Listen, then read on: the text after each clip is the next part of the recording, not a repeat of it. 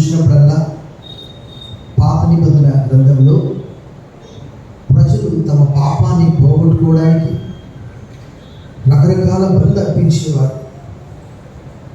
Even ఒక స్త్రీ ప్రసవిస్తే కూడా నేను ఎక్కువగా గుర్తుపెట్టుకుంటాను ఏంటంటే పాప పరిహారార్థం బలి కూడా అర్పించాలి. సాక్షాత్తు యేసుప్రభు వారు పుట్టినప్పుడు యేసుప్రభు యొక్క తల్లిదండ్రులు కూడా ఆ ఆచారాన్ని చేశారు. లూకా సువార్త 2వ అధ్యాయం. అంటే పాపం అనేది ఎవరిని కూడా విడిచిపెట్టదు. యేసుప్రభు వారు ప్రత్యేకమైనటువంటి పుట్టుగా పుట్టినప్పటికీ కూడా ధర్మశాస్త్రానికి లోబడ్డాడని గలతీ పత్రిక 4వ అధ్యాయంలో రాయబడింది. తల్లిదండ్రులు అలా చేశారు. లేవియకాండం 12వ అధ్యాయంలో స్పష్టంగా రాయబడినది. ఏమని రాయబడినది? 12:8 ఆమె గొర్రె పిల్లను తేజాలని ఎడల ఆమె 2 తెల్ల గువ్వలైనను 2 పావుర పిల్లలైనను ఒకదాన్ని దహనబలిగా మరొకదాన్ని పాప పరిహారార్థ బలిగా. అంటే చూడండి ఎన్ని బలులో యేసుప్రభు వారే ఆ బలులన్నీ కూడా తీసివేసి, ఇప్పుడు నేను లేవియకాండం అనేది అట్లా చదువుతున్నాను అంతే. ఆశ్చర్యం అనిపించింది.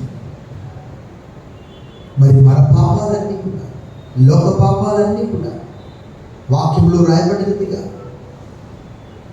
యోహాను రాసిన మొదటి పత్రిక 2:2, యోహాను సువార్త 1:29, 1:36 ఏమని రాయబడింది?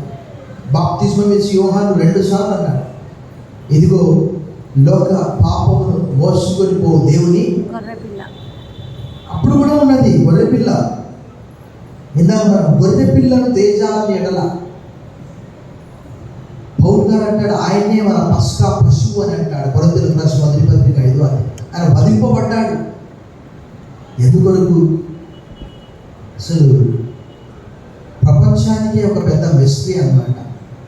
మానవుల పాపాలను ఆయన మోయడం ఏంటి, దేవుడు దాని ద్వారా మానవులందరినీ కూడా రోమపత్రిక 5:1 ప్రకారం క్షమించడం ఏంటి, పరలోక వారసులుగా నిర్ణయించడం ఏంటి, ఇదంతా కూడా ఎలా అనిపిస్తుందంటే కలగా ఉంటుంది.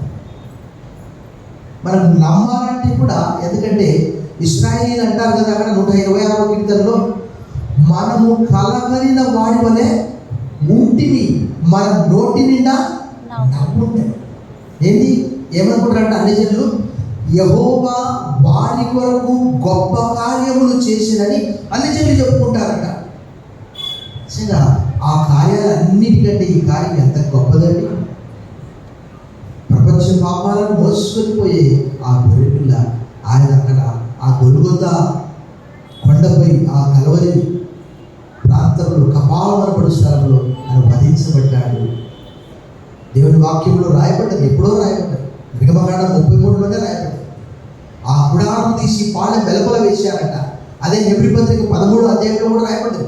ఆయన గవిని వెలుపల శ్రమపడ్డాడట. సో నిజంగా దీన్ని చూసినప్పుడల్లా ఒకసారి మనం గుర్తు తెచ్చుకోవాలి. ఈ స్త్రీ ప్రసవించినప్పుడల్లా, ఇప్పుడు ఏది స్త్రీలకు ప్రసవించినప్పుడు ఇవన్నీ లేవు. యేసుప్రభు వారే అన్నారు యోహాను సువార్తలో, స్త్రీ ప్రసవించినప్పుడు ఆమె గడియ వచ్చిన కనుక ఆమె వేదన పడింది. అయితే శిశువు పుట్టగానే లోకమందు నరుడు ఒకడు పుట్టిన సంతోషం చేత ఆ వేదన మరి జ్ఞాపకం చేసుకోవడం ప్రభు చెప్పాడు ఆ మాట. కాబట్టి ఇది ప్రభు మన కొరకు చేసినటువంటి మహాత్యాగం, ఇది మహాప్రసాదం అని మనం తలంచాలి.